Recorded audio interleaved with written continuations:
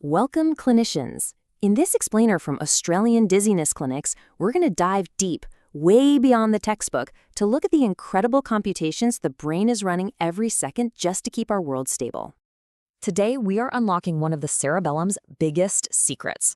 You see, it's not just a simple motor coordinator. It's the vestibular system's master predictor. We're going to get into how it builds these amazing internal models of our own movement, and how it uses something called prediction errors to figure out the difference between you moving and the world moving. So let's just start with a really fundamental question, one that I think completely reframes how we look at cerebellar presentations. Why is cerebellar dizziness so much more than just the classic textbook combo of ataxia and nystagmus?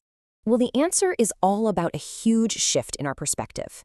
See, the cerebellum isn't just reacting to and coordinating movement. It's constantly predicting it. It's running a non-stop simulation in the background, anticipating the sensory feedback from every single step you take, every turn of your head. Okay, so here's our game plan for connecting these dots. First, we'll talk about the brain as a prediction machine. Then, we'll get into the beautiful engineering behind it, something called the Kalman filter. We'll see exactly where this happens in the cerebellum in these specialized modules, and then we'll tie it all together to reframe cerebellar dizziness as a disorder of estimation. All right, so let's dig into the core problem the brain is always trying to solve. It has to figure out if the sensory information it's getting is because of its own actions or because something in the outside world happened. You know, it's constantly asking itself that fundamental question, did I move or did the world just move? So how on earth does it solve this riddle? Well, it uses a process that's remarkably similar to what engineers call a Kalman filter. Just think of it like the brain's own internal, super sophisticated GPS. It's this amazing tool that can estimate our position and movement with incredible accuracy, even when the data coming in is messy or incomplete. And it all kicks off with something called an internal forward model. Here's how it works. When your brain sends a command to, say, turn your head, it doesn't just send that signal to your neck muscles. It sends a carbon copy of that command, an efference copy, straight to the cerebellum. The cerebellum then uses that copy to predict the exact sensory feedback it should get from that head turn. It's a preview of what's about to happen. Okay, don't let the math on the slide scare you, because the logic behind it is actually beautiful. Let's walk through it. We start with the brain's prior estimate. That's its best guess of where it is right now. Then it compares its prediction to what the sensors are actually reporting. Any difference between the two? That's the prediction error.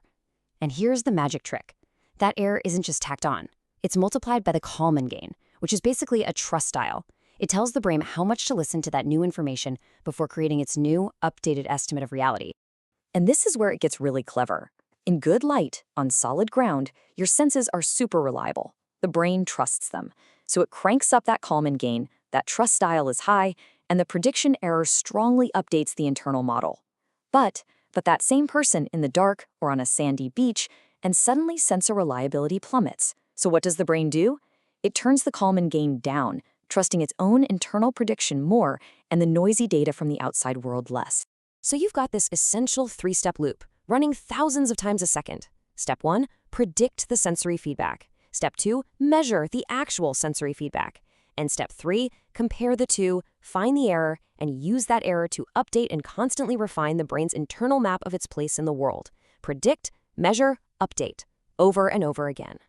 Now, this whole computational machine isn't just one big blob. The cerebellum implements this predictive control in specialized modules. You can almost think of them as two different workshops, each with a very distinct job. And as we can see here, the cerebellum has these two pretty distinct processing streams. You've got the floccular complex, which is like the workshop that's all about fine-tuning our eyes, constantly calibrating reflexes to keep our vision sharp and stable. And right alongside it, you have the nodulus and uvula, which act like our internal gravity computer, making sure our sense of orientation is always anchored to what's up and what's down. And this table just lays out the clinical consequences so clearly. If you have a problem in the floccular complex, you're going to see it in gaze control. You get that classic cluster of signs, downbeat nystagmus, poor VOR cancellation. But if the problem is in the nodulus and uvula, you disrupt the gravity computer. That leads to totally different issues, like disordered velocity storage. That's the brain's sense of rotation lingering, which can create some really unusual kinds of positional nystagmus. So clinically, this framework really helps us separate two different kinds of failure. Impaired cancellation, like when a patient can't suppress their VOR, that's a real-time failure of prediction. The cerebellum is failing to predict and cancel out the expected sensory signal. On the other hand, impaired learning is a failure to update the model. The system sees the error, it sees that retinal slip, but it just can't use it to recalibrate anymore. That's why compensation after an injury can be so slow or never fully happen. So all of this brings us to a really crucial paradigm shift in diagnosis. It reframes cerebellar dizziness not as a simple motor problem, but as a much more sophisticated disorder of estimation. Okay, first major clinical takeaway. This model perfectly explains why so many of our patients tell us, "Doc, I'm so much worse in the dark," or "I just can't walk on uneven ground." Those situations degrade sensor reliability. They force the brain to rely more heavily on its internal predictive model. And when that model is broken, the errors in their perception and balance become glaringly obvious. Second takeaway, just remember the anatomy. Think of the flocculus as the gaze workshop, calibrating all those high-speed reflexes for clear vision. And think of the nodulus and uvula as the gravity workshop, making sure all the motion signals make sense in a world where down is down. And this brings us to what is, without a doubt, the most critical clinical takeaway of all. For so many of these patients, the problem isn't their sensation, it's their interpretation. The hardware in their ears can be working perfectly, but the central software, that predictive model, is corrupted. Recognizing this is absolutely key to getting the diagnosis right and stopping us from chasing a peripheral cause for what is fundamentally a central processing disorder. This quote just perfectly nails the central theme here. It's a huge shift from thinking about damaged hardware to thinking about faulty software, a breakdown in the brain's ability to compute its best guess of reality. And this reframing leaves us with a really provocative question for our own clinical practice. If the core of the problem really is a faulty internal model, a breakdown in prediction and learning, then how should that change the way we design and implement our rehabilitation strategies? So we've just seen how the cerebellum predicts motion. In our next explainer, we're going to follow that signal as it travels further up into the brain. Join me for the vestibular thalamus, distributed islands, and upright perception, where we'll discover why the thalamus doesn't have a single vestibular nucleus. Instead, the neurons are scattered like islands in somasensory territory, and what that means for the very strange perceptual syndromes that thalamic lesions can cause.